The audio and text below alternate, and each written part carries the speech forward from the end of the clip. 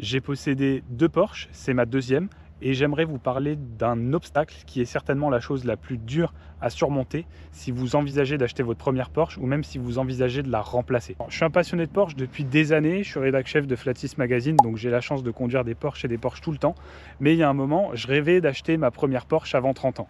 Ça a été le cas, j'ai acheté ma première Porsche à 30 ans et 6 mois, c'était un Boxster 986, mais il y avait un blocage psychologique que j'ai eu beaucoup de mal à franchir. Cet obstacle, c'est le fait d'accepter psychologiquement de mettre tout son argent dans une voiture, de mettre un montant aussi important pour un achat qui a priori n'est pas si raisonnable et n'est pas indispensable. Même si vous avez 30 000 € à mettre dans une voiture comme ça, même si globalement vous avez les moyens, vous avez une situation confortable, il y a toujours plein d'autres choses à faire avant, plein de priorités. Et vous vous dites, oh là là, mais c'est tout mon argent, il est placé, ça pourrait me rapporter des intérêts, là ça va me coûter de l'argent. Ou alors vous vous dites, il y a les enfants avant, il y a des travaux à faire dans la maison. Il y a toujours d'autres priorités et d'autres excuses qui vont vous faire dire que ce n'est pas le moment et que ce n'est pas une bonne idée d'acheter une voiture maintenant. Et ça, psychologiquement, c'est quelque chose de très dur à surmonter, de se dire je mets autant d'argent dans une bagnole dont je n'ai fondamentalement pas besoin. La meilleure des thérapies et le meilleur moyen de se rappeler pourquoi on l'a fait, c'est d'aller rouler. Donc on va aller rouler et je vais vous raconter la suite au volant. Allez, c'est parti. Quand j'ai voulu ma première Porsche, c'était un rêve. C'était un rêve pour moi d'avoir une Porsche avant 30 ans. Le temps aidant, je me suis rendu compte que j'avais un petit peu les moyens, j'avais réfléchi beaucoup à quelle Porsche j'allais acheter. Et au bout d'un moment, les choses se sont faites naturellement. Mais il a fallu franchir le pas. Et ça a été quelque chose d'assez difficile parce que j'avais vu une fois un Boxster, je ne l'ai pas fait. J'ai vu une fois une 914 qui avait l'air un petit peu marrante. Je ne l'ai pas fait. Je me suis dit non, parce que j'étais bloqué à dépenser mon argent. Et un jour, j'ai vu un Boxster chez un de mes potes qui était vendu par un de mes potes qui s'appelle Louis Beaujaruniec. Et là, je me suis dit, bon, c'est vraiment l'occasion, c'est vraiment le bon, il faut que j'y aille. Et ça a été une vraie frustration, cette voiture, parce que le temps qu'on arrive à se joindre, une demi-heure plus tard, il me dit, Thomas, je suis désolé, elle est vendue. Ne blâmez pas Louis, hein, il fait son boulot, il y avait de la demande, il a vendu la voiture. Ça m'a vraiment frustré de me dire que je suis passé à côté d'une voiture qui était parfaite pour moi et que j'en trouverais pas d'aussi belle. J'ai eu de la chance parce que finalement, quelques semaines plus tard, j'en ai trouvé une encore plus belle. Mais pour moi, ça a été un vrai déclic parce que je me suis dit, j'ai raté la voiture qui était pour moi.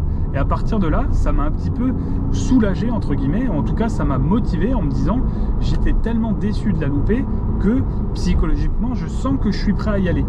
Après, ce qui est sûr, c'est que quand j'ai dû faire le virement d'acompte pour ma Porsche qui valait 23 000 € à l'époque, le virement c'était pas grand chose, c'était 2 000 ou 3 000 €, mais après les 20 000 il faut aller les chercher. Et donc là, forcément vous vous dites je suis en train de vider mes comptes pour acheter une Porsche, ça fait un petit peu bizarre.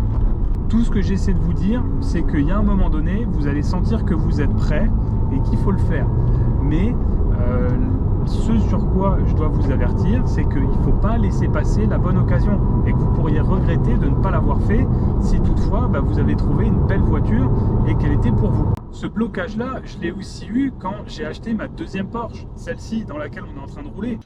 Pour moi, le vrai facteur qui a motivé la décision, en fait, je reprends ce qui s'est passé pour celle-ci. J'ai plein d'autres projets, j'ai plein d'autres choses à faire pour lesquelles j'ai besoin de l'argent que j'ai mis dans la Porsche. Mais je me suis dit, attends, tes projets, ça se trouve, ils vont pas se faire. Ou alors ils peuvent attendre, ils vont être décalés, ils vont avoir du retard. Et du coup, si ces projets-là, ils se font pas, je vais tellement regretter de me dire j'aurais pu acheter la voiture alors que finalement j'ai attendu pour des projets qui sont hypothétiques que ça me fait trop mal. Et donc je me suis dit je vais la prendre, j'y vais. Et dans le pire des cas, si mes projets ils se font, si vous avez d'autres choses à faire, vous la revendez la voiture. Je sais que le professionnel à qui je l'ai acheté, il m'a dit mais si tu la revends, on te la reprendra, il n'y a pas de problème. Donc c'est un faux problème de se dire j'ai bloqué mon argent là-dedans parce qu'en quelques semaines ça se revend, vous récupérez votre argent et vous partez pour autre chose.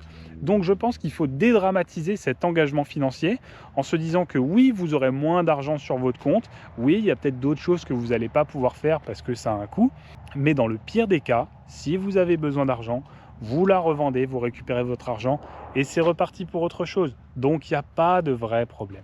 Et si jamais vous hésitez à acheter une Porsche, si jamais c'est la première et que vous avez les moyens, écoutez, j'avais fait un guide dans Flatis Magazine qui s'appelle les 15 choses à savoir avant d'acheter sa Porsche. C'est dans le numéro que je vous mettrai juste ici. Et si vous avez les moyens, si vous êtes tombé sur la bonne, faites-le, vous ne regretterez pas. La dernière chose à faire, c'est de s'abonner à la chaîne. Allez, à bientôt pour la prochaine vidéo.